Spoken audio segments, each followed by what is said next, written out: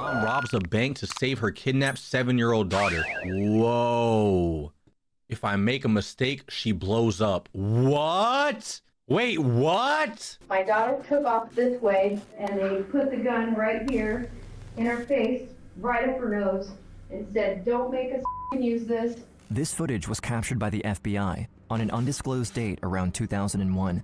Agents are following 35-year-old single mother, Michelle Renee, inside her home, as she describes the terrifying events that took place there a few weeks earlier, when she and her 7-year-old daughter Breea were taken hostage by a group of armed men. I heard my daughter say, "Are you gonna kill my mommy? And are you gonna kill me?" And they said, "No, not if your mommy does everything that we tell her to do." And they sat me right here and said, "Now we're gonna take your daughter." And then they What? I had to put her in there and said, "We need to put the dynamite on you now." Dynamite on my daughter's crazy. On everything I love, bro, I'm killing us all. On everything I love, I'm killing us all. You're not putting no dynamite on my daughter or yeah, nah, hell no. Dynamite on my daughter is crazy, chat. What I'm doing, I'm jumping up.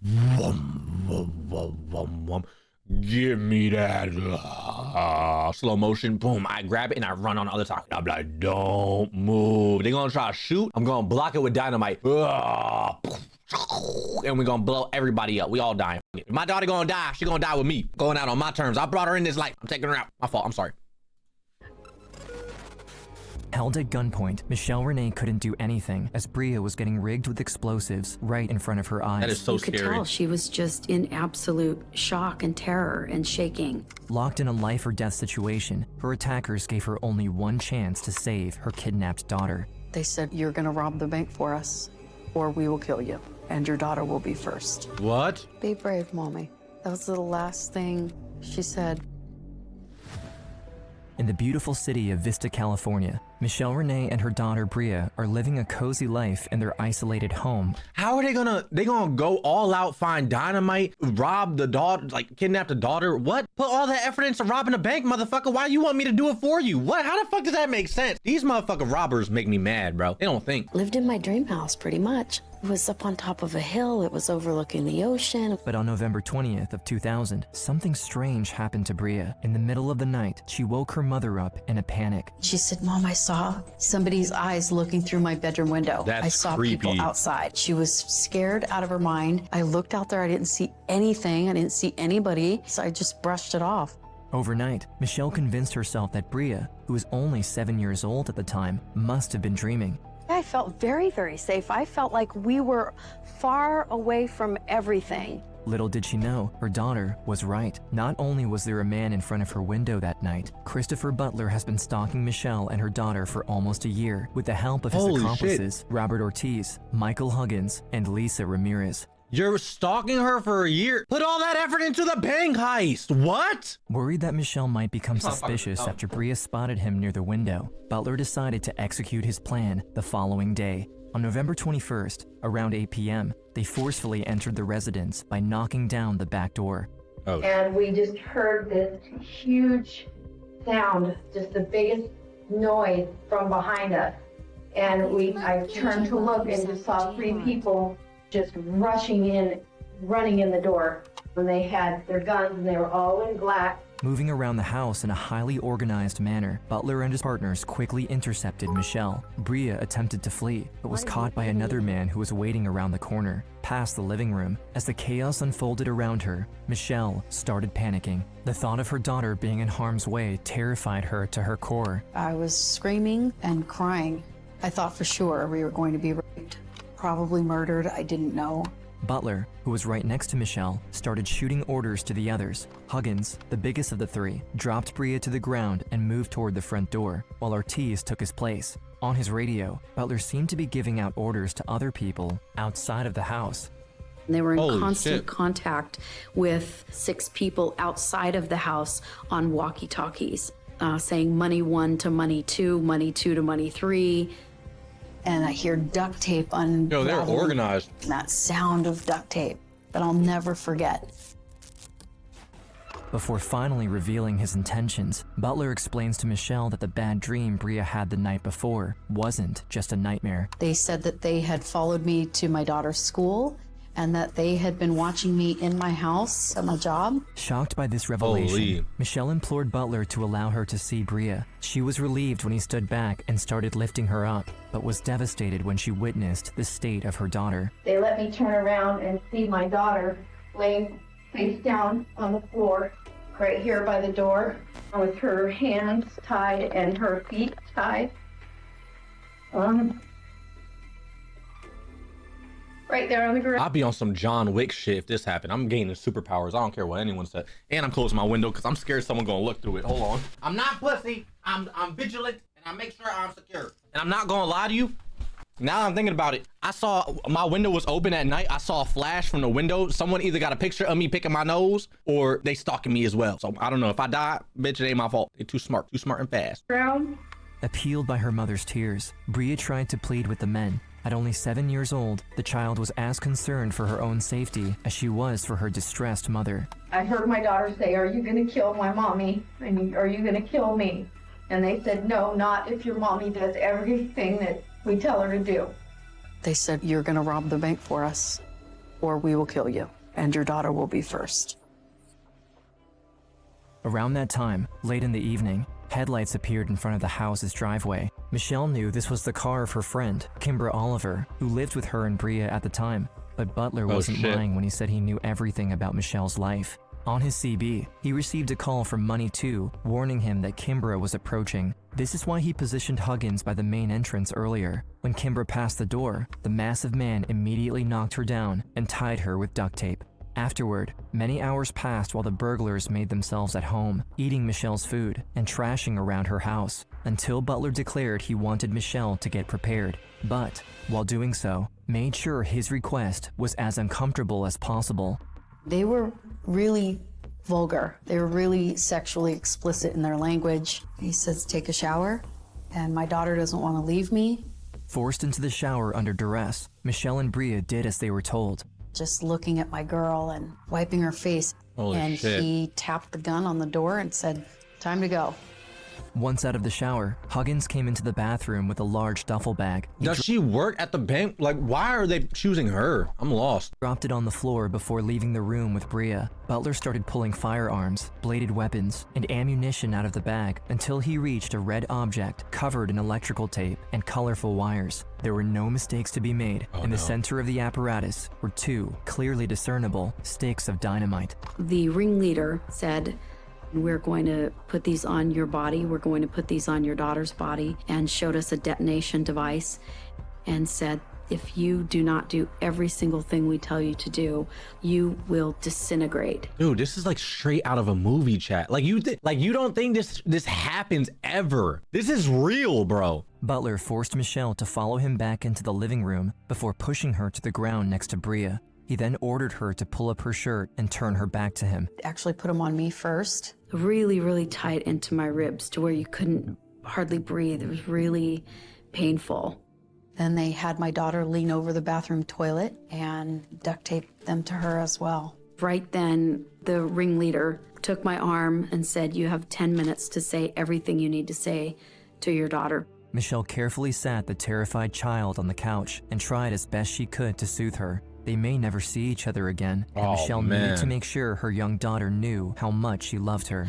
And you could tell she was just in absolute shock and terror and That is shaking. so sad, dude. We were on the couch together, and I was just telling her that she was perfect for me, that she was exactly everything I'd ever hoped for when I planned to be a mom.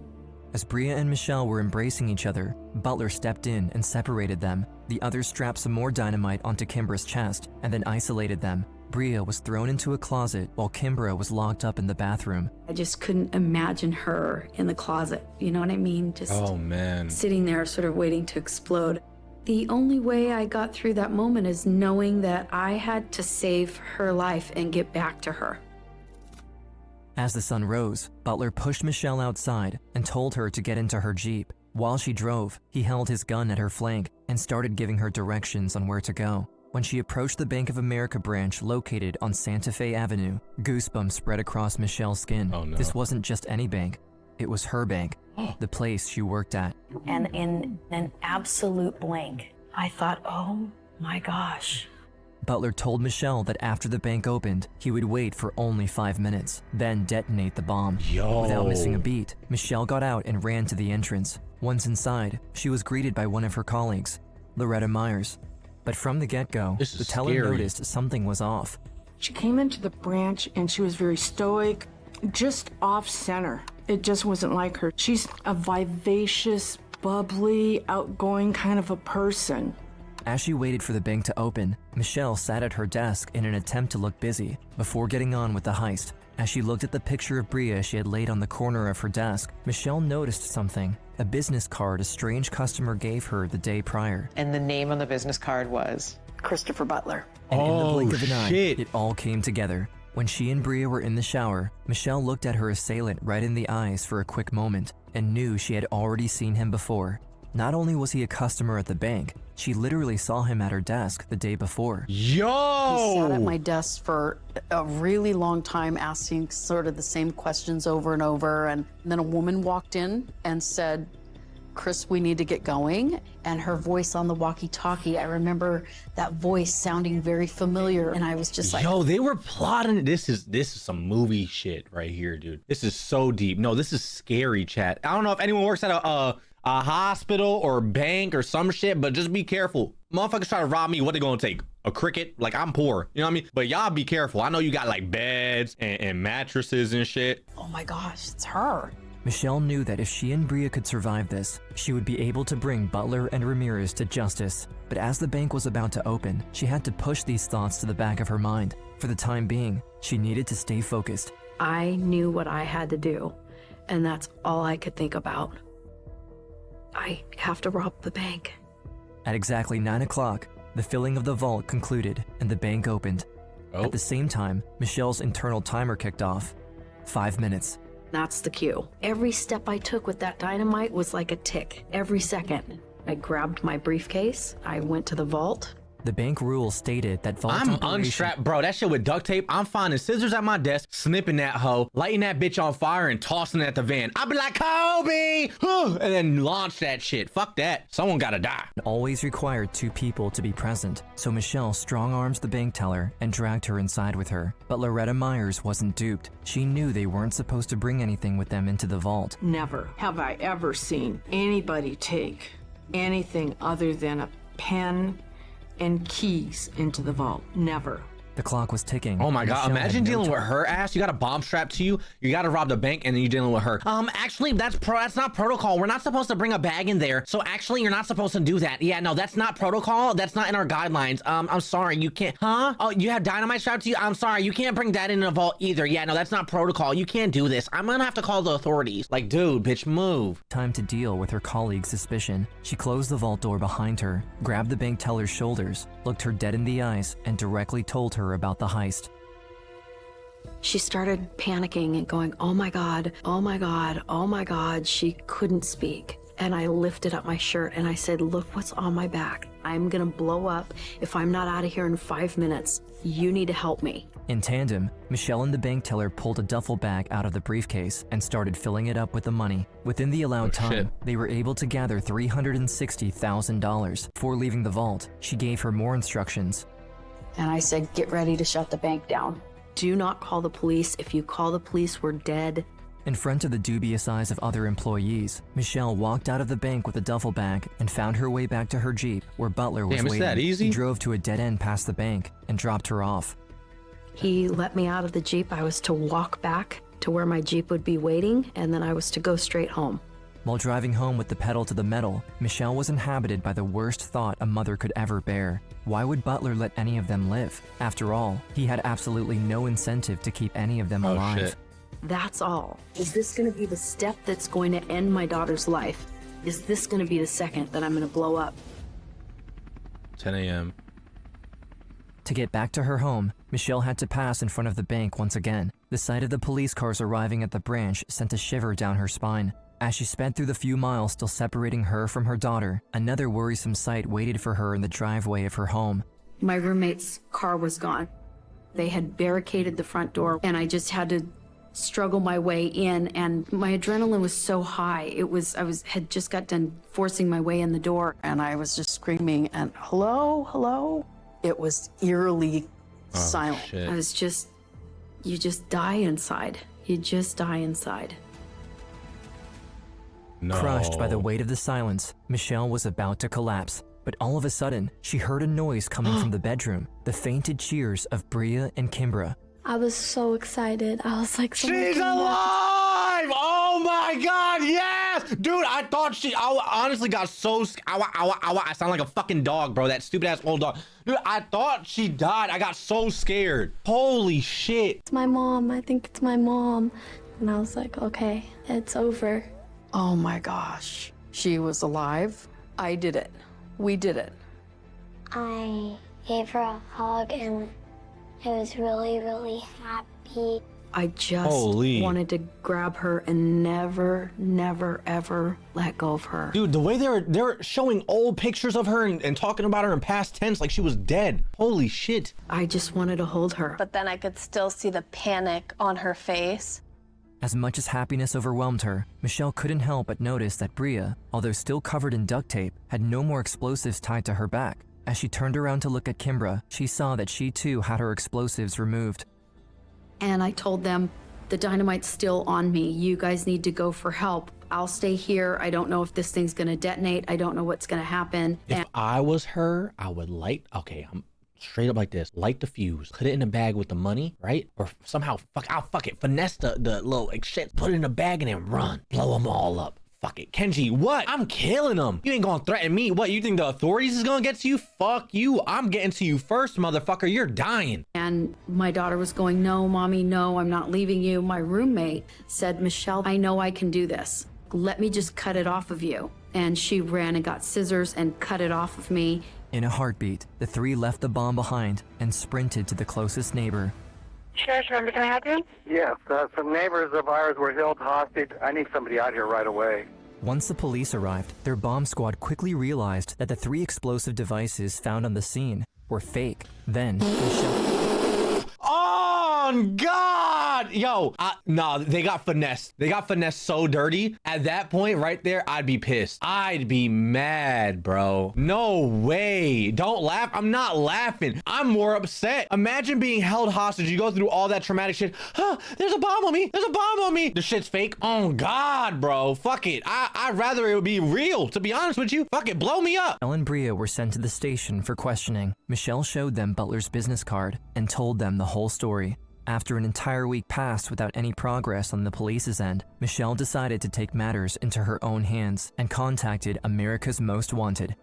The deputy DA advised her not to do it because it was a pending case. Yeah, they didn't want me to do it. But this proved to be one of the only reasons why the entire group ended up being arrested. Butler and Ramirez were caught during a routine traffic stop where the police found weapons and official Bank of America money straps inside of their car. No way. Huggins and Ortiz, now on the run, were respectively found in California and Wisconsin in the following days, thanks to America's Most Wanted tip line. No if you know way. Where Ortiz is hiding, please call our hotline right now. This wasn't the end for Michelle. On the contrary, since she was the only one present at both the kidnapping and the heist, she was selected as the prime witness for the upcoming trial of Butler and Ramirez. But Michelle was angry, and her attitude in court would end up causing her more harm than good. Angry witnesses don't come across as credible. I was treated like I was the criminal. At the trial, Butler gave an aggravating false statement, and the defense attorney representing Ramirez attempted to redirect the blame put on her client toward Michelle. No way. My strategy was to beat the hell out of the victim. The defense attorneys See, well, I don't understand with these motherfuckers. I get it's their job, like you're a lawyer, whatever the fuck, but how can you say that with a clean conscience? Like, you know he just kidnapped, you know what just transpired, but you're still gonna just like, oh, I'm gonna beat the hell out the victim in court. What? People like that are weird, bro. I don't give a fuck how, I mean, they robbed a bank. They probably got money. That's a hell of a good lawyer they bought. You know what? Get that bag, sir. saying that I was having an affair with one of the criminals, that I strapped my own child with dynamite, that I was the mastermind behind the crime. After 5 days of deliberation, the jury came up with a verdict that pierced through the defense's lies. Chris Butler was sentenced to 3 consecutive life sentences. Ooh, got plus his ass. 64 years. But sadly, Ramirez received no sentence at all. During the kidnapping and the heist, she stayed outside and acted as a lookout. So, in the end, the jury estimated that she didn't really commit any punishable offense, even though she confessed to being the mastermind behind the entire operation during her initial interrogation. Her videotaped confession was deemed inadmissible in court. How? This idea was about 8 months ago. Jokingly, mine. There was some female boys that came over one often. That was Mind-boggling. The fact that it was her idea to do this The justice system is fucked, chat. It's so bad. to a mother and a child.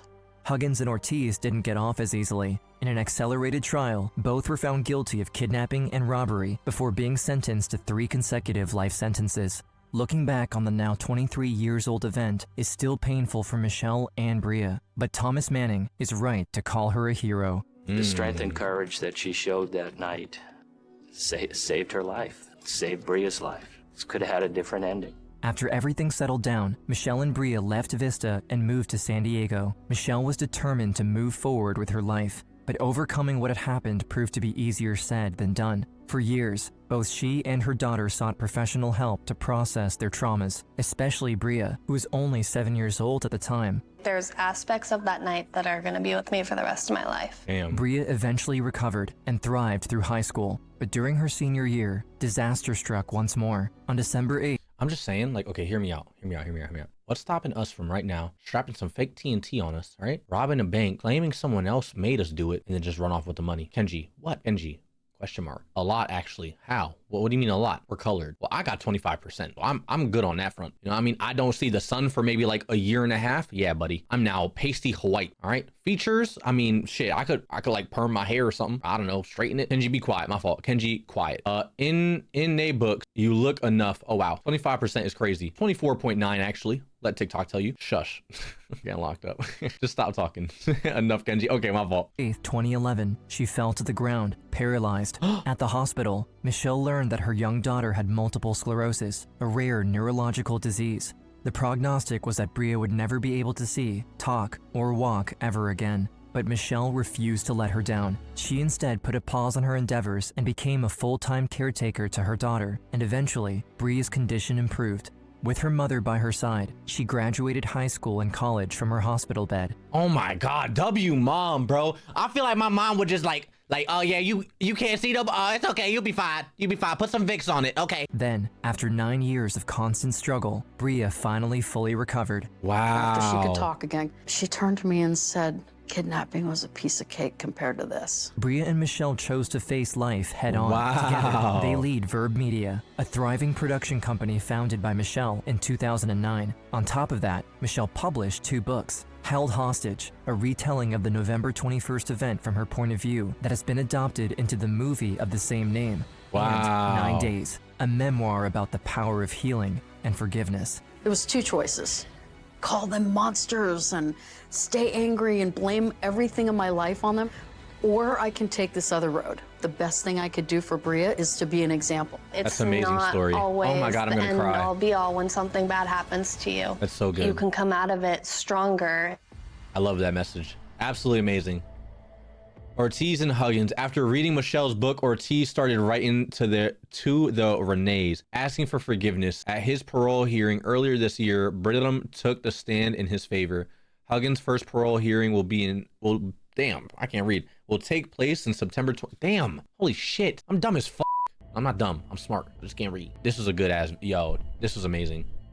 Butler and Brittam. Butler was denied parole twice. Good. In 2020, he recanted his false testimony about Michelle. In total, Lisa Brittam spent 10 days in prison. To this day, oh my God, $250,000 is still missing out there. Wow. Where do you think the money is, chat? We should go. Did this old man just flick me off? Hey, you old man. I can do the same thing to you, motherfucker. You think you're the only one I can do that, huh? You asshole. You go yourself, you little bitch. Fuck out of here, dude. Who the fuck does he think he is?